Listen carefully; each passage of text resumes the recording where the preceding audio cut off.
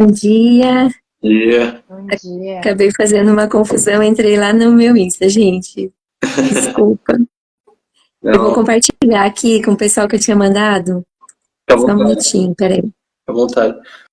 Enquanto você está compartilhando, Patrícia, eu vou comentar uma dica que eu recebi só para aquecimento aqui, uma dica que eu recebi de um psicólogo há um tempo atrás, que era de separar o nós dos nossos pensamentos, né? Entender que nós não somos os nossos pensamentos, que a gente consegue observar os nossos pensamentos e Uhum. até mesmo julgar os nossos pensamentos, né? Poxa, por que eu estou pensando uma coisa negativa agora? Se tem aquele ponto positivo na minha vida. E eu tenho certeza que você vai poder entrar com muito mais detalhes hoje em ferramentas e como saber lidar com isso, né? Isso é bem importante. Nós chamamos de flexibilização cognitiva, né? Que é uma forma de expandir nosso pensamento. A forma como nós pensamos, ela está muitas vezes enraizada em crenças que nós trazemos, né? Então, crenças que são muitas vezes disfuncionais. Então, nós temos pensamentos que são enquadrados nessas crenças. E aí, quando a gente começa a trabalhar com a desconstrução dessa... Oi, Ká, sua linda. Então, a gente começa a trabalhar com essa desconstrução, né, de pensamentos e a gente vai gerando outras formas de conhecimento, né? A gente chama de psicoeducação emocional, é bem interessante. É a abordagem que eu trabalho, Felipe, da cognitivo-comportamental, né? Terapia cognitivo-comportamental, que é a TCC. Patrícia, eu te interrompi, você ia compartilhar lá, eu te fiz a pergunta, né? Mas fica à vontade, já deu para dar uma introdução e a Não, gente já... deixa eu só... eu só quero chamar uma...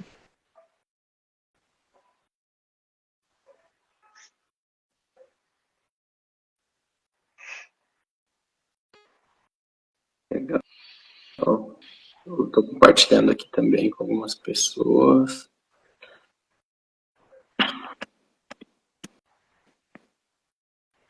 Hum,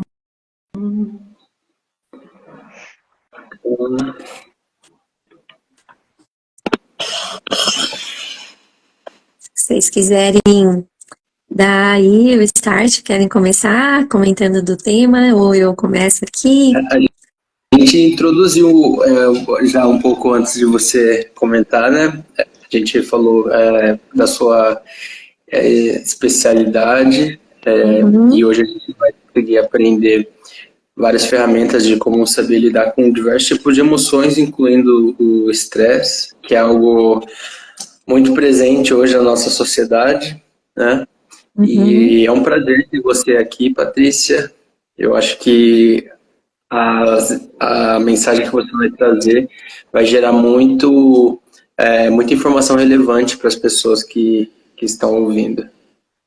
Obrigada, viu, Felipe? Eu agradeço essa oportunidade, né, que vocês estão me dando também, e conhecendo mais aí o pessoal da Your Club, né, podendo estender isso também, e eu sei que o alcance também é muito grande, né, do que vocês já têm feito aí, pessoas que vocês já têm alcançado, e a minha intenção é contribuir somente, né, passar um pouco do meu conhecimento, um pouco do que eu tenho estudado, e poder ajudar pessoas, né?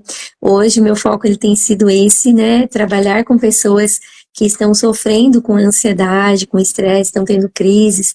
Então, como que nós podemos aliviar essas crises?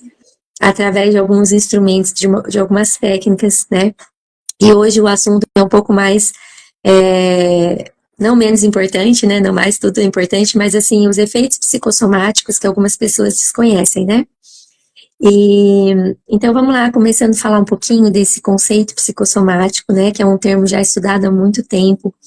E quando então estiveram, ele foi sendo discutido tanto na escola americana, na escola de Paris, né, e foram sendo formados alguns conceitos.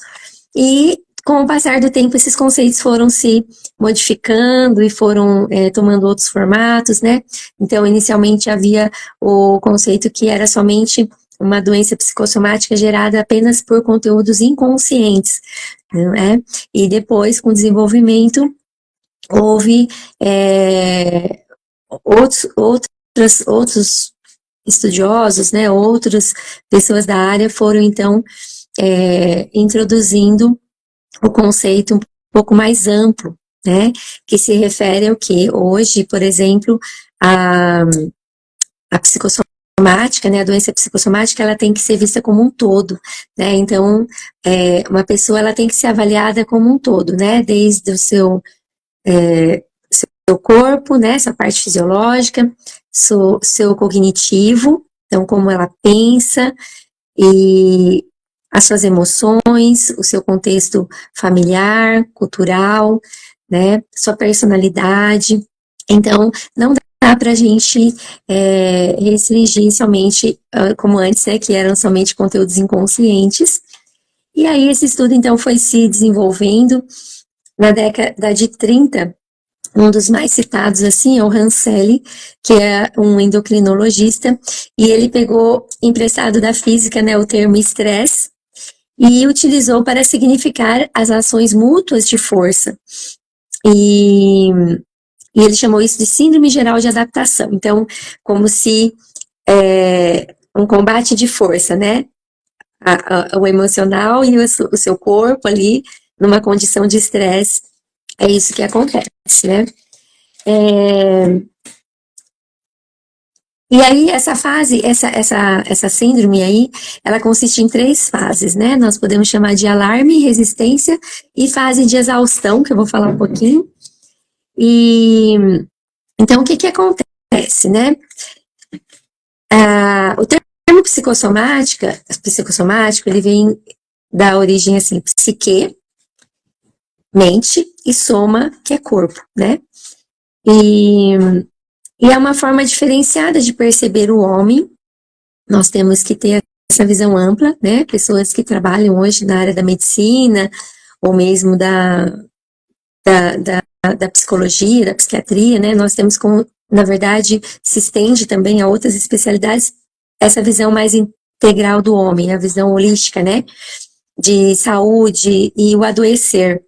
Então, existe uma frase bem interessante do Hipócrates, né, que foi o pai da medicina, que ele falou assim: mais importante do que saber que doença tem essa pessoa, é saber que pessoa tem essa doença, né? Então, mais importante que saber a doença que você tem, é mais importante saber quem está carregando essa doença. Por quê? Isso diferencia muito, né?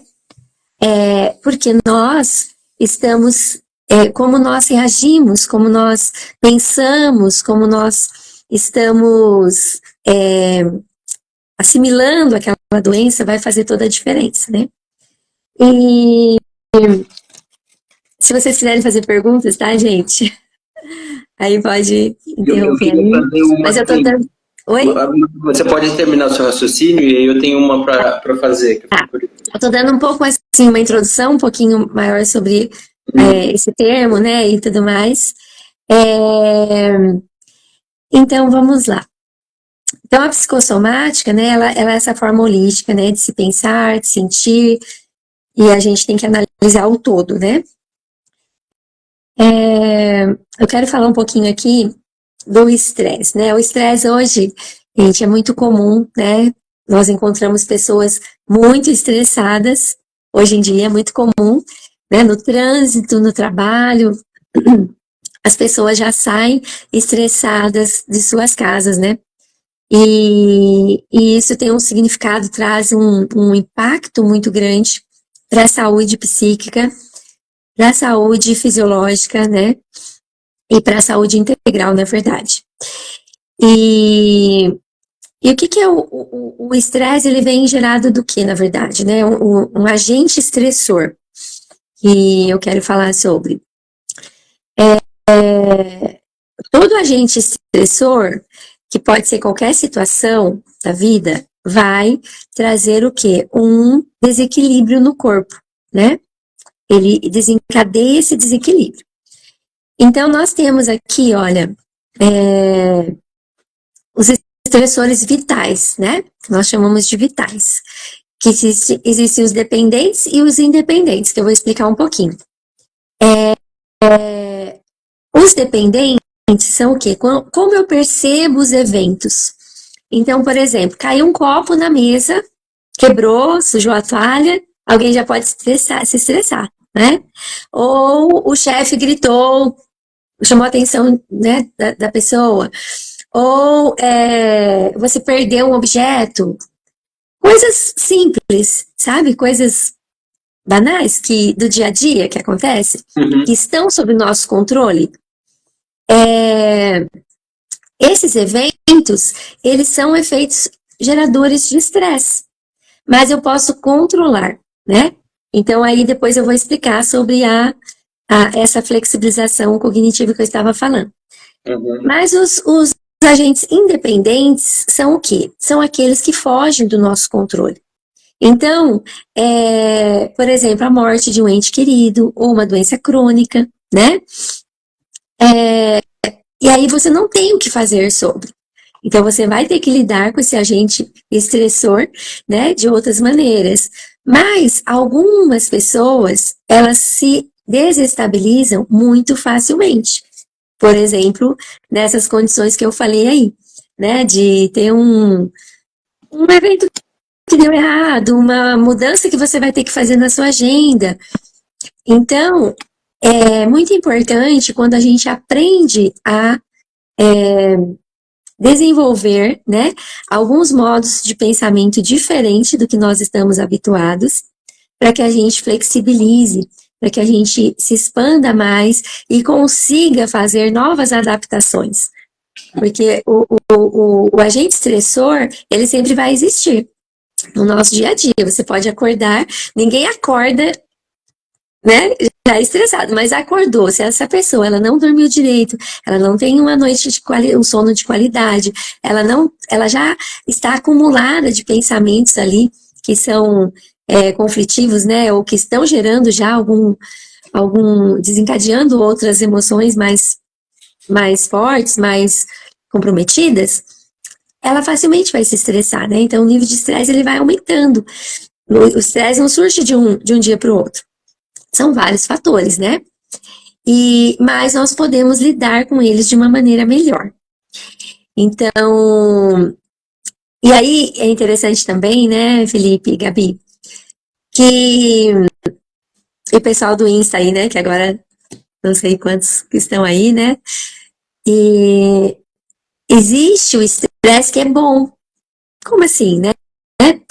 É o estresse que te motiva, te dá energia, te dá motivação, né? Então vamos imaginar que para essa live aqui a gente estaria assim um pouco ansioso, né? Ou eu que estava preparando aí a semana toda, me preparando. Então isso gera o quê? Uma certa ansiedade, mas ela é boa. É aquela ansiedade que quando você tem algo para fazer, você tem um trabalho, você tem uma prova, você tem algo que você vai fazer uma viagem, conhecer pessoas novas, te dá uma ansiedade, isso gera um certo estresse, assim, né, uma certa preocupação, mas isso é bom, é algo que gera motivação. Então ele é chamado até de eu-estresse.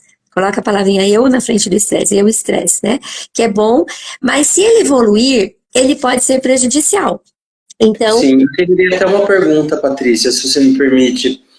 Você comentou sobre aqueles dois tipos de estresse, ou assim, dois tipos de problemas que a gente tem na vida, né? Aqueles que a gente, até refraseando o que eu compreendi, que é assim, aqueles que a gente tem como resolver e aqueles que a gente não tem como resolver, que é isso, né? Então, os que tem como resolver, puxa, derrubou um prato no chão com comida, tem que ir lá e limpar. Ou bateu o carro, tem que ir lá e consertar, enfim. E tem aquele que são... Oi, Kátia, um abraço. E tem aqueles problemas que nós não conseguimos resolver, né? Uma doença crônica, morreu alguém da família, enfim, a gente tem que aprender a lidar com aquela dor mesmo. Exato.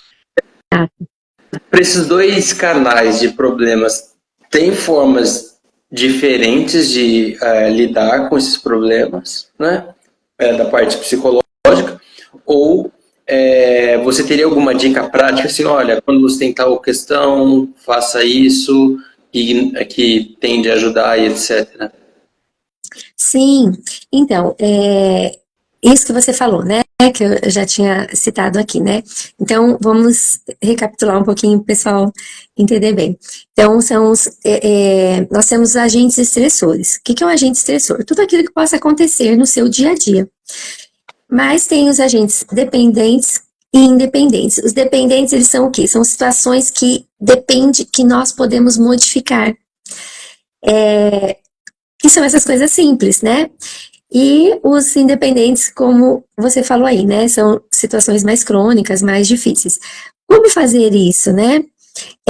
Nós temos um formato de pensar, de lidar com a vida.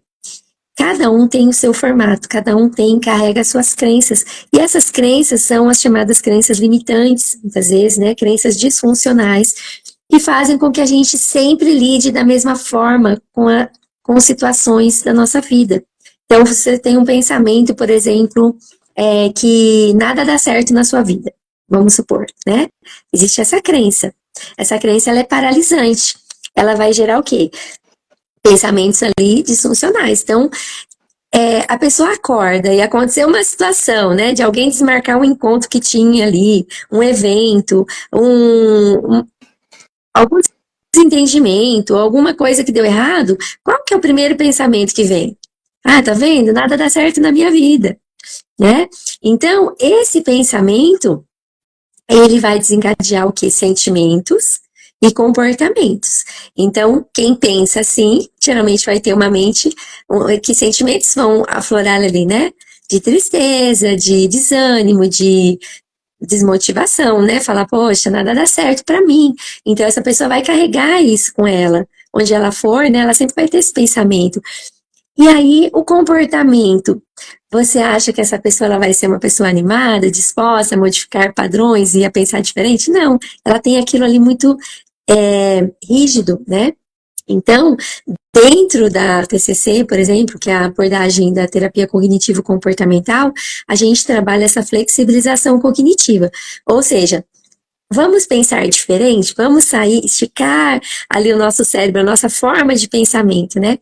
Isso é chamado de pensamento socrático. O que é o pensamento socrático? Você fazer perguntas para você, né?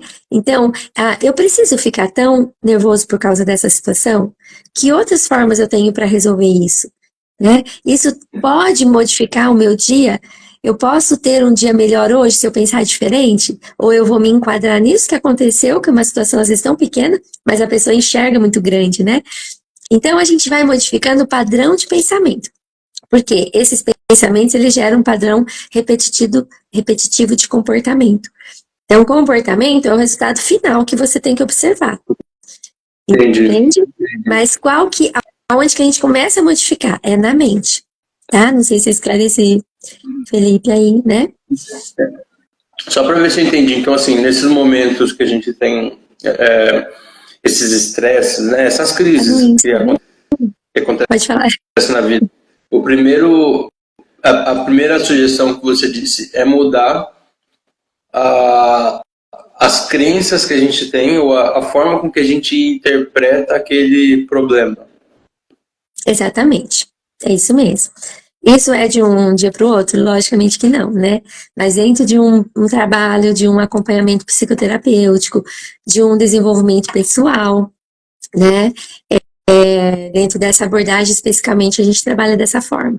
Essa desconstrução, né? Então, a gente vai desconstruindo algumas crenças que são rígidas, que nos levam sempre para o mesmo padrão repetitivo ali de comportamento, que a gente começa a flexibilizar. Essa flexibilização cognitiva vai gerar o quê? Novas conexões neurosinápticas, né? Então, nós damos novos repertórios para o nosso cérebro, a gente traz novos aprendizados, entende? Então, isso vai ampliando. E aquela situação que parecia tão forte, tão desastrosa ali para a pessoa, né? Ela consegue enxergar diferente, entendeu? Então aí começam a se observar novos comportamentos. Já viram pessoas que modificam? Você fala, nossa, essa pessoa ela era tão brava, tão séria, e agora ela tá mais tranquila, ela tá levando a vida mais... Isso geralmente acontece com a maturidade, né, que a gente vai adquirindo. Mas se você trabalha para isso, e você desenvolve muito mais rápido, né? Sim.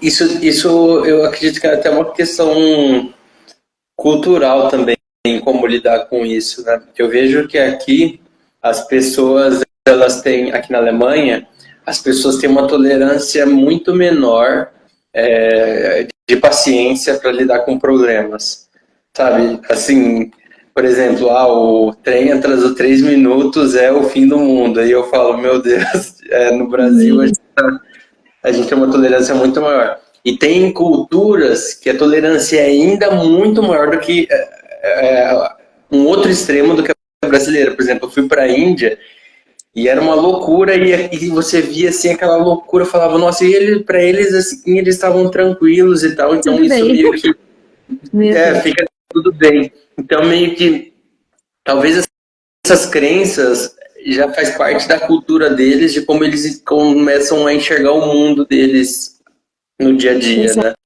Exatamente. Por exemplo, vamos pegar uma crença assim, do que você aprendeu sobre organização, né?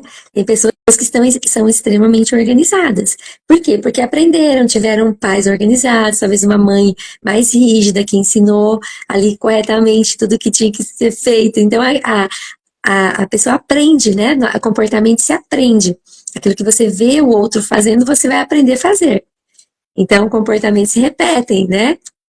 E uma pessoa que cresceu num ambiente desorganizado, que não foi tão explorado isso, para ela tudo bem.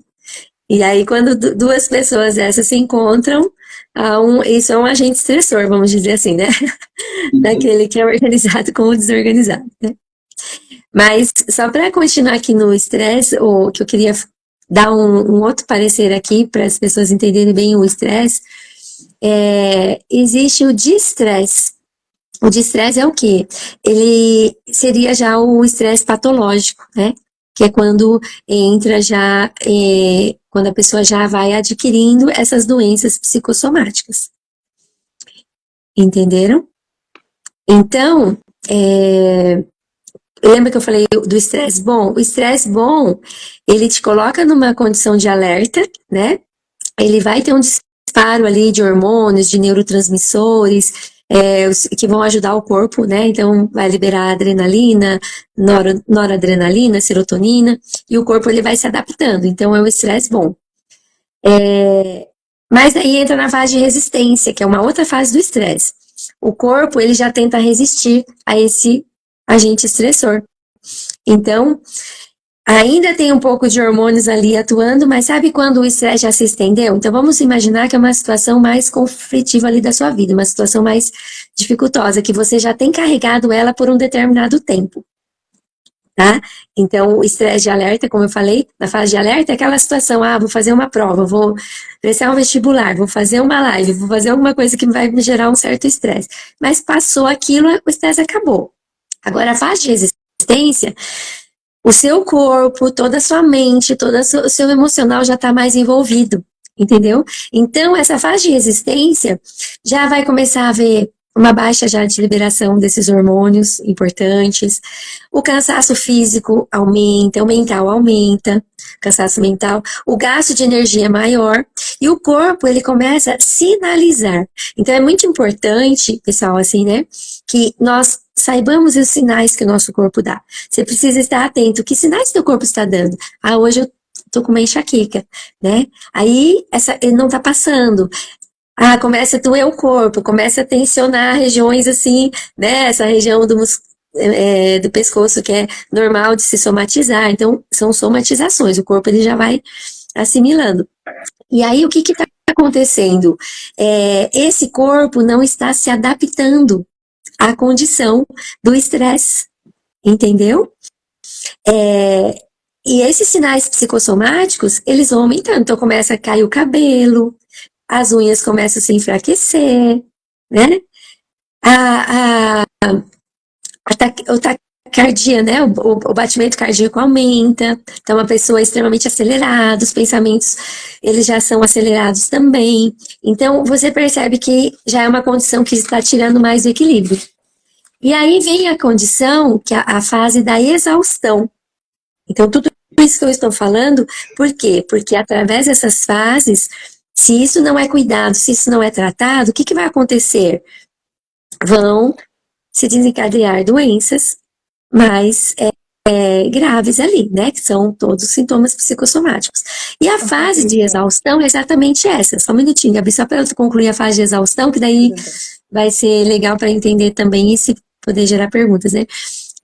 Daí já inicia o processo patológico, entende? E acaba acontecendo o quê? Os glóbulos brancos diminuem, né? Há uma baixa da imunidade e o corpo se torna mais vulnerável a doenças, a bactérias, né? A doenças autoimunes.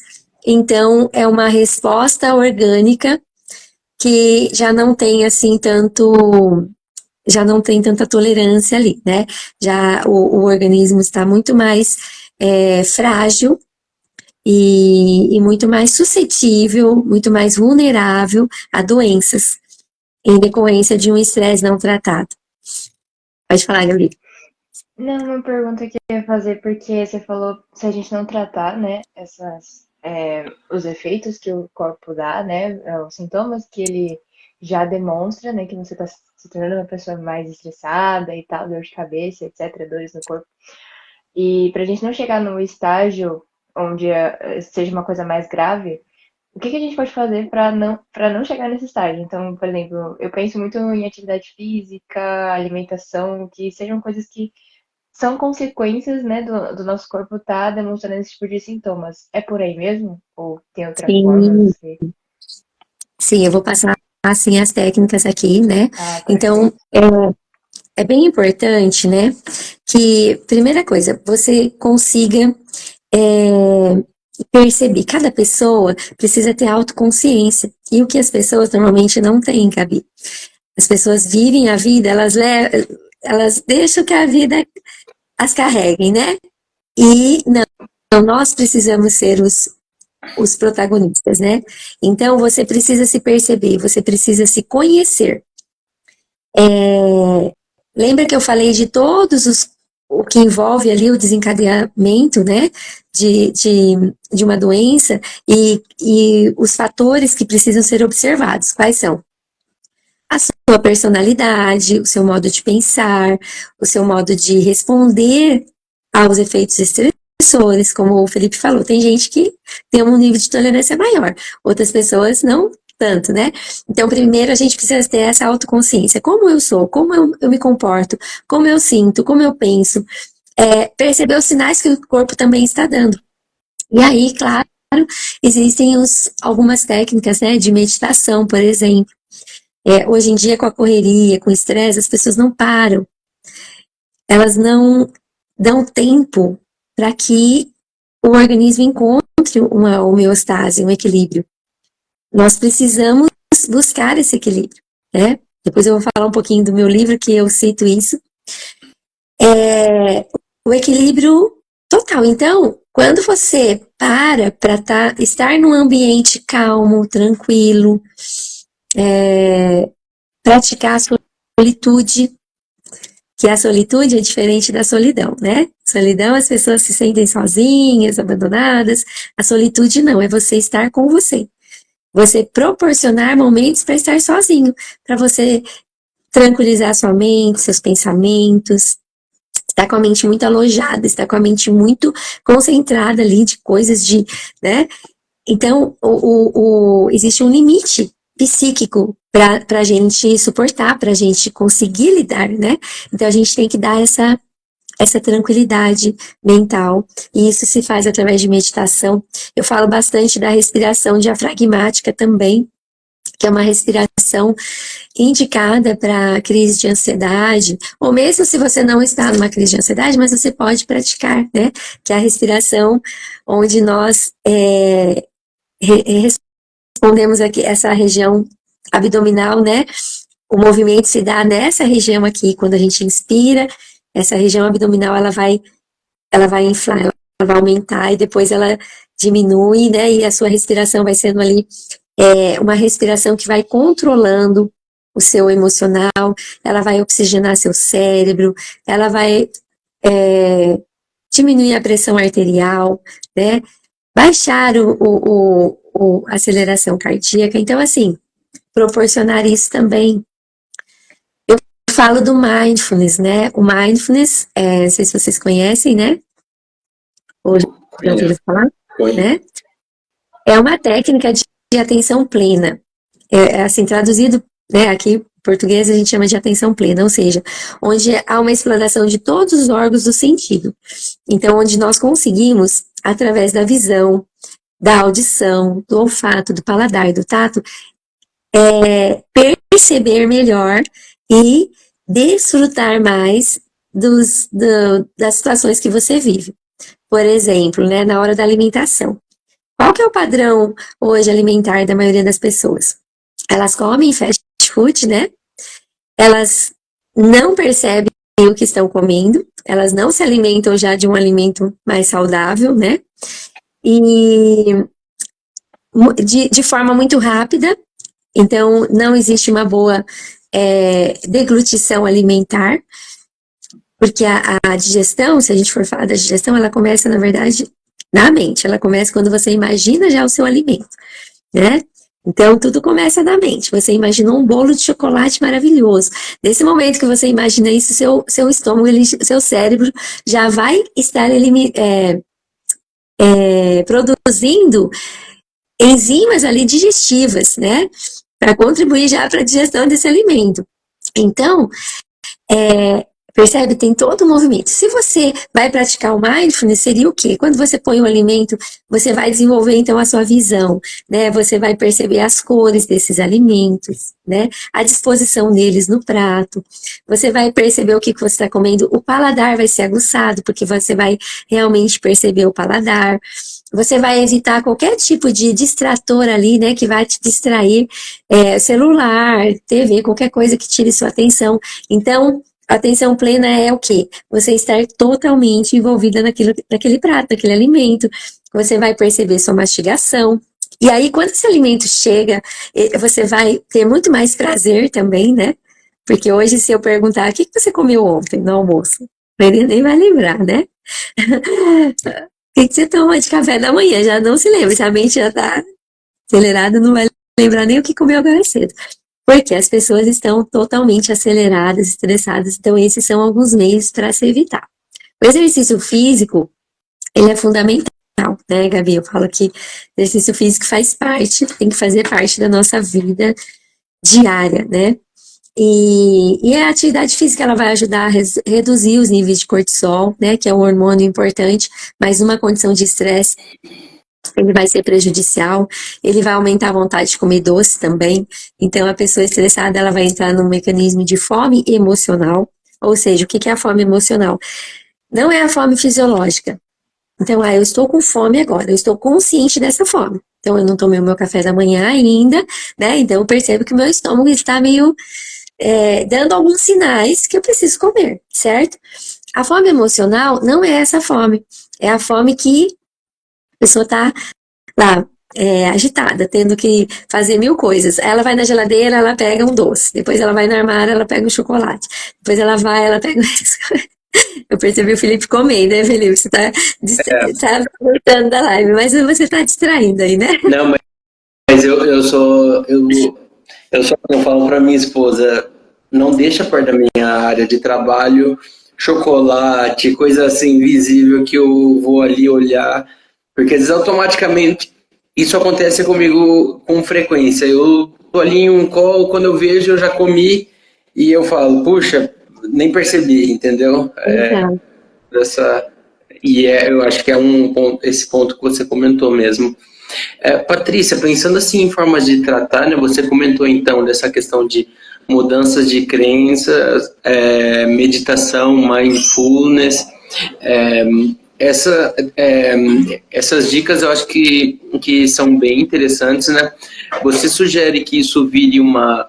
Eu tenho, na verdade, 2 perguntas. Tá? A primeira você sugere tornar isso uma rotina, esse tipo de prática? E a segunda pergunta é, pessoas que, por conta do estresse, isso acaba atrapalhando o sono delas. Como tratar isso? Como lidar com isso para poder ajustar essa parte? Então, Felipe, Isso é muito importante, é um aprendizado, né? Como eu estava dizendo, as pessoas não estão habituadas a fazerem isso. Até mesmo essa respiração, se você perceber, se for fazer, é uma respiração que a gente não tem o costume. Então, a pessoa precisa pensar um pouquinho para fazer, né? Porque ela vai exigir um movimento diferente. Não só aqui nessa região do tórax, mas abdominal. Então, é um exercício diferente. Assim como a alimentação, mudanças de hábitos alimentares, por exemplo, né? Ou começar a fazer o exercício físico, criar o hábito. Tudo isso é difícil, né? As pessoas não mantêm por muito tempo. Quantas pessoas fazem inscrição numa academia, fazem um mês e desistem, né? Por quê? Porque não se tem isso como importante. E desistem facilmente. Eu atribuo, assim, a questão de amor próprio, né? Então, eu tenho uma frase que eu costumo dizer, o quanto você se ama é o quanto você se cuida. Então, pessoas que têm maus hábitos alimentares, pessoas que não praticam esportes, pessoas que não se preocupam com nada, com si mesmos, isso significa, para mim, que não tem um amor próprio, concorda? Porque você, e aí a gente tem que entrar em contato com a gente mesmo, né? Por isso, avaliar isso. O quanto é importante para você, porque você não vai fazer pelos outros. Sim. Tem gente que segue uma dependência de alguém, né? Se você for, não for. Se você fizer, eu faço. Então, esse pensamento de desenvolver, não, eu preciso fazer por mim. Porque eu quero gerar saúde. Como você quer viver daqui 20 anos, daqui 30 anos? O que você está semeando hoje, você vai colher lá na frente. Então, pessoas que estão acumuladas de atividades que estão gerando estresse, que estão fazendo além do que podem, né? Que estão com excesso de trabalho, que estão com excesso de problemas, que não solucionam, que ao invés de solucionar, criam mais problemas. Já viu pessoas que, ao invés de resolver um, ela cria mais 2, 3, né? Com relacionamentos tóxicos, pessoas tóxicas ao redor. Então, nós temos que avaliar. Eu preciso fazer a avaliação da minha vida, você precisa fazer da sua, cada um tem que fazer da sua. Esse relacionamento que eu tenho é bom para mim, essas pessoas com quem eu convivo, as amizades que eu tenho estão contribuindo para o meu desenvolvimento pessoal, né? Os alimentos que eu como, como que eu vivo cada dia da minha vida. Então, essa somatória de coisas, elas vão gerar doenças, quando elas não são bem resolvidas e estabelecidas. O sono, né, que você falou, é muito importante. O sono, ele gera o quê? Equilíbrio. Ele regula a homeostase. Só que hoje, por causa do excesso também de celular e tudo isso, né, essa intoxicação visual, né, excesso de imagens, de tudo que o cérebro vai captando todo tempo, durante todo o dia, sem espaço para descanso. Quando a pessoa deita para dormir, ela não consegue dormir imediatamente, a mente fica como se visse tudo aquilo de novo, né? Ela tem um flashback, assim, de tudo que você viu e fica aquelas imagens. Então, isso provoca um cansaço mental mesmo dormindo, né? Você não vai ter uma noite de sono tranquila. Então, a gente precisa fazer um detox mental. Deixe o celular 1, 2 horas antes de deitar, de dormir. Isso vai gerar estresse em alguns, né? Só de pensar. Prepara um chá, prepara um ambiente. Tenha uma noite, né, mais saudável possível. Para que você se reequilibre, o seu corpo se adapte de novo a enfrentar um novo dia, né? E uma coisa que eu acho também bem importante, que eu gosto de falar, o estresse, o excesso de coisas na mente paralisa o seu potencial criativo, né? Vocês aqui, pessoas que trabalham com criatividade, com elaboração de ideias, né? De novas performances, então, de tudo que a gente quer desenvolver na nossa vida, se a gente tem um pensamento já mecânico, sabe? De ser acelerado, de ser autodestrutivo, né? De não colaborar com você mesmo. Você vai, além de gerar doenças psicossomáticas, além de não viver a vida como você poderia viver de uma forma melhor, mais tranquila, você também vai bloquear seu potencial criativo, você não vai performar como poderia, né? Querem fazer perguntas?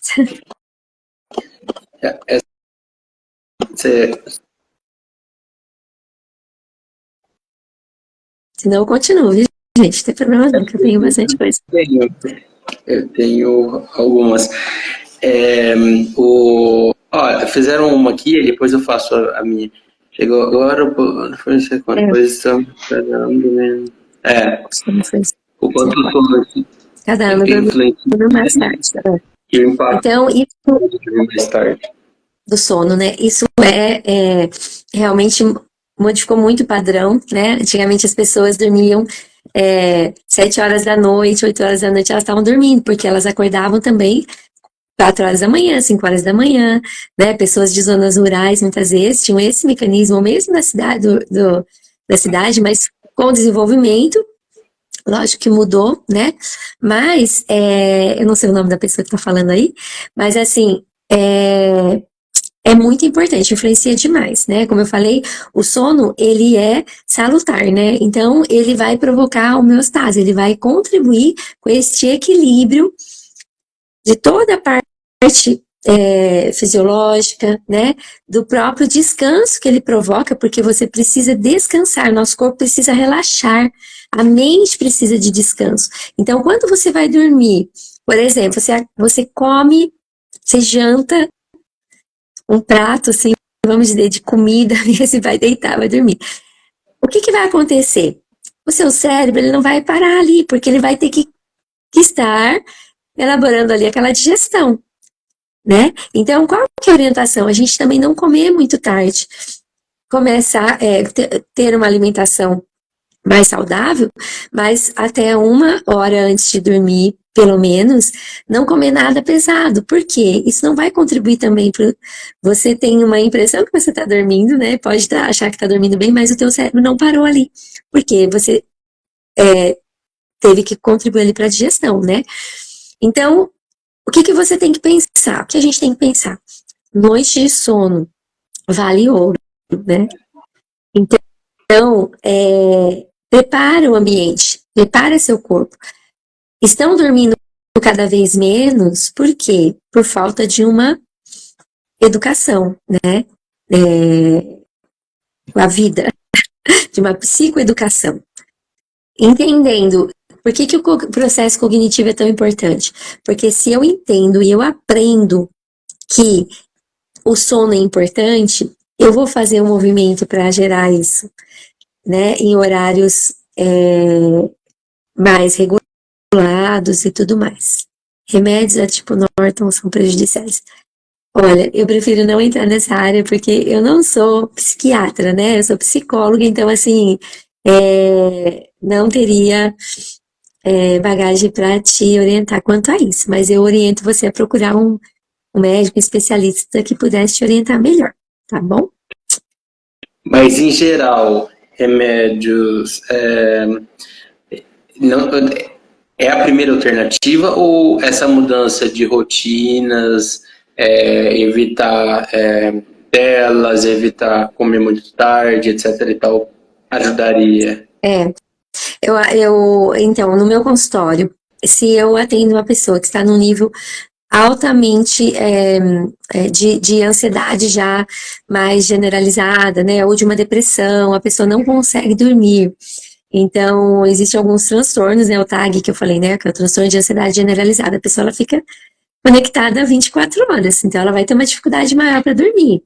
Ou se ela está num processo de depressão ou outros transtornos, então, a primeira medida é o quê? É começar com educação, com a psicoeducação emocional. Então, através da modificação de pensamentos, né, de hábitos, da mudança de hábitos.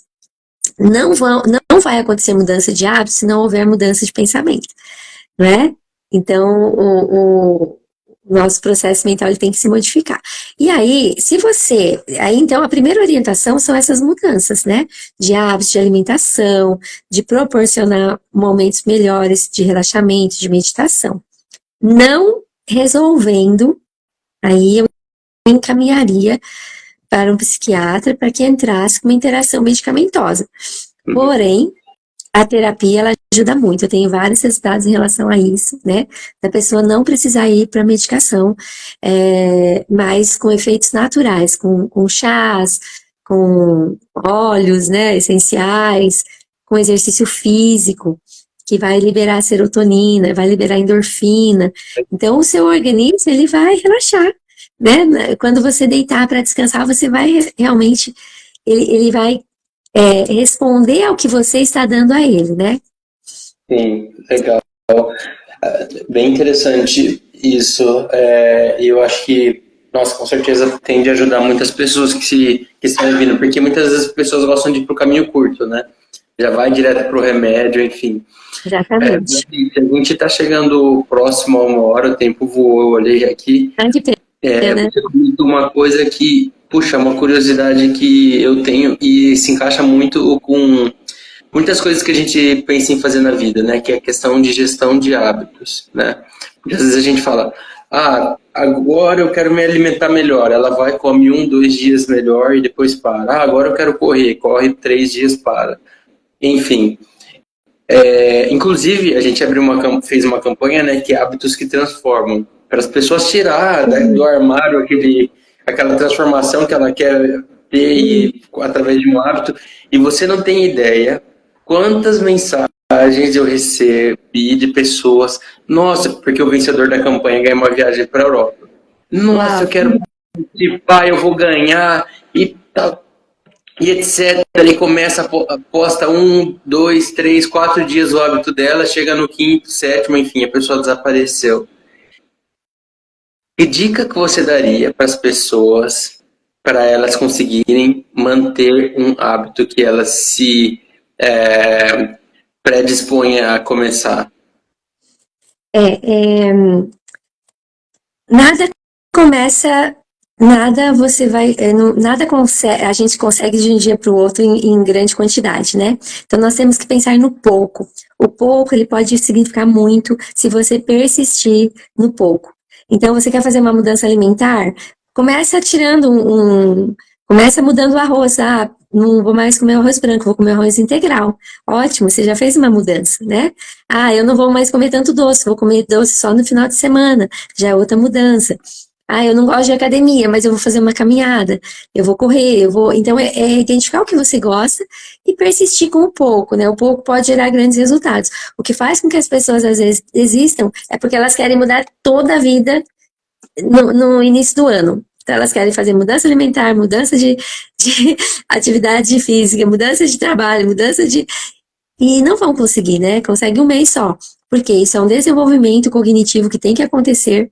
E aí, Felipe, eu já queria introduzir meu livro aqui, posso apresentar meu livro? Porque eu falo sobre isso, né?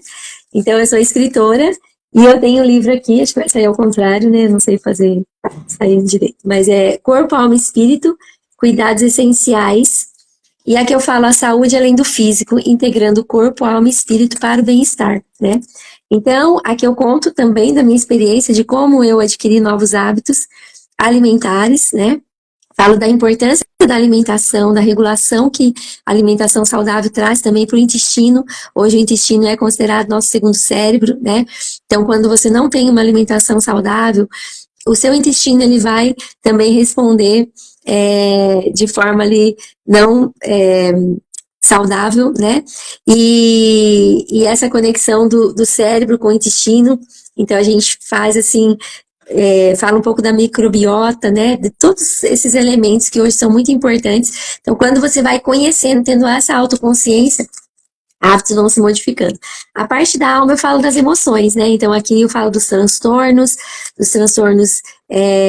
de humor, de ansiedade, porque as pessoas hoje falam, aquela pessoa é bipolar, mas ela nem sabe o que é uma bipolaridade, elas acabam, né, falando por algumas reações que a pessoa tem, essa pessoa é estressada, essa pessoa é deprimida, essa pessoa é ansiosa. Então nós precisamos saber conceitos melhores, né, para identificar e também você conhecer mais sobre si. E falo dos hábitos alimentares, essas modificações, e da mente, né? Aqui eu faço a aplicação um pouquinho de técnicas da TCC, de como modificar esses pensamentos, né? De pensar, de sentir e de se comportar. Trabalha a questão da individualidade. Cada um precisa encontrar quem ele é. Não viver debaixo de comparações. Ah, eu quero ficar igual aquela pessoa. Nós podemos ter, sim, referências, modelos que são importantes, mas você não vai ficar igual a ninguém. Você tem que achar o seu jeito de ser, né? A sua individualidade, ela vai contribuir para o seu desenvolvimento também. Quem você é, que você gosta, né? O espaço fala de como nós aproveitamos o tempo, de como nós desfrutarmos melhor do tempo com as pessoas, de coisas essenciais da nossa vida, e a parte espiritual do desenvolvimento da fé, né? Hoje, dentro das neurociências, existem, né, comprovações científicas de áreas do nosso cérebro que são ativadas quando você faz uma oração, quando você faz alguns movimentos ali em relação a isso. Então, na verdade, corpo, alma e espírito precisam caminhar juntos, né? Esse é o nosso equilíbrio, esse é o formato como Deus nos criou. E quando a gente cuida do corpo, da alma e do espírito, você vai viver bem, você vai conseguir produzir, você vai ter uma vida de sucesso, né? Porque se você tem uma mente equilibrada, uma mente saudável, e o segredo do sucesso não é você só pensar em você, mas é pensar nos outros. Então, hoje, quando eu penso na minha saúde, eu não estou pensando só em mim, eu estou pensando nos meus netos, que eu quero vê-los, o que eu quero passar para eles, né? Que eles nem nasceram ainda. Eu estou pensando no que eu vou deixar para essa geração. Eu estou pensando no exemplo que eu sou como uma profissional, como uma mãe, como uma esposa, como uma mulher, entendeu? Em todos os lugares que eu estou. Então, se eu estou no mercado, tem pessoas me observando. O que eu estou comprando, o que eu estou... Eu observo, gente, o carrinho das pessoas. O carrinho do supermercado, eu observo, que eu falo, meu Deus, como que a pessoa é capaz de comprar tanta coisa que não vai dar nada na vida dela? Então, assim, comece a se observar e comece a observar e ver o quanto você pode influenciar pessoas. Então, eu influencio, eu posso ser uma influenciadora não só nas redes digitais, eu posso ser uma influenciadora no meu carrinho do supermercado, né? No trânsito, porque se você está estressado, você vai xingar, você vai ferir pessoas. E nós temos que saber, né? Nós somos influenciadores em todos os lugares. O que eu estou levando, o que eu estou carregando. Se eu carrego o bem, né? Eu não vou conseguir carregar o bem, eu não vou conseguir ser uma pessoa do bem, carregar a presença de Deus se eu estou totalmente intoxicada, né? Tanto na mente como no corpo, no espírito. É isso, gente. Poxa. Eu gosto de falar, né? Eu vou deixava mais uma hora aqui. Gabi, se você quiser fazer alguma consideração, fica à vontade e depois eu falo. Não, perfeito, eu só queria agradecer mesmo a presença da Patrícia. No início a gente estava combinando uma coisa, mas ainda bem que deu certo no final. Acho que até foi mais, assim, agregou muitas pessoas, né? Tudo bem. Então, assim, o discurso dela no final foi maravilhoso, me inspirou muito a pensar de uma outra maneira. Então, fico muito feliz, Patrícia, da gente, né, a gente ter combinado de fazer o workshop. Achei que ficou muito bacana o tema em si. Eu tenho certeza que agregou todo mundo que assistiu aqui, então muito obrigada mesmo por ter aceitado o convite. Eu que agradeço. E só um minutinho, Felipe, eu esqueci de falar se alguém quiser adquirir meu livro. Fica à vontade. Então, acesse o link na bio, no meu Insta, né? psicóloga.patricia.luz. E ali você vai falar diretamente comigo e eu posso estar enviando para vocês. Logo ele vai sair na Amazon também. E eu tenho outros formatos, né, de e-books que eu estou produzindo também com outros temas que logo eu passo aí para vocês também, né? E nesse campo de palestras, de desenvolvimento de efeitos danosos, né, de corpo, alma e espírito, ou mesmo técnicas de ansiedade, também eu tenho feito muito trabalho nisso, porque meu objetivo é realmente levar as pessoas a se desenvolverem, né, a poderem desfrutar melhor da vida, que é tão maravilhosa, que é tão preciosa, sem doenças, né? Sim. Eu gostei, já gostei do nome, hein, Patrícia, do seu livro. Que bom. O nome, não tem como esquecer, corpo, alma e espírito. Cuidados essenciais. É bem legal, corpo, alma, espírito, cuidados especiais. E é legal que me passa a impressão de que é bem abrangente, né? Assim, cobre vários ângulos de um ser humano, né? Sim. Legal. Patrícia, muito obrigado. Realmente foi o que a Gabi falou. Era para ter sido aqui mesmo, nesse horário, com as pessoas que participaram e viram. Gostei muito. Me fez refletir sobre alguns ângulos da minha vida também. Bom. E parabéns, que você continue levando seu trabalho para muitas pessoas, seja pessoalmente, digitalmente, através do seu livro, que eu tenho certeza que isso gera transformações. Sim, Felipe, eu que agradeço, né? Espero poder ter ajudado vocês aí, quando quiserem fazer novas lives, novos temas, né? Estou aberta, eu gosto muito, eu até escrevo, esse é o meu segundo livro, né? O primeiro livro eu falo também das doenças psicossomáticas no primeiro livro, mas assim, conhecimento não é para mim, né? Conhecimento não é para você. Conhecimento é para expandir, é para a gente levar para os outros, né? Então, o meu maior prazer mesmo é quando eu consigo divulgar, fazer que outras pessoas sejam alcançadas. E então, estou aberta aí também para quando vocês quiserem, né, outros temas, a gente poder trabalhar juntos aí. Foi um prazer. Hoje estou conhecendo o Felipe, né? Na verdade, a gente já se conhecia então, né, Felipe? Mas através do Gabriel também. Não sei se o Gabriel entrou aí. O Gabriel, eu soube que ele teve ele retirou o dente do siso e ele está se recuperando. Tá, tudo bem.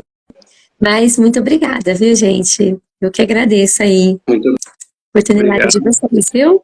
Sim. Obrigado, pessoal. É um bom começo aí de final de semana para todos, né? Acho que esse foi um assunto legal para começar o final de semana. E um abraço e fiquem com Deus. Tchau, tchau. Obrigada. Tchau, gente. Deus abençoe vocês, viu? Um abraço. Tchau, tchau. Tchau, tchau.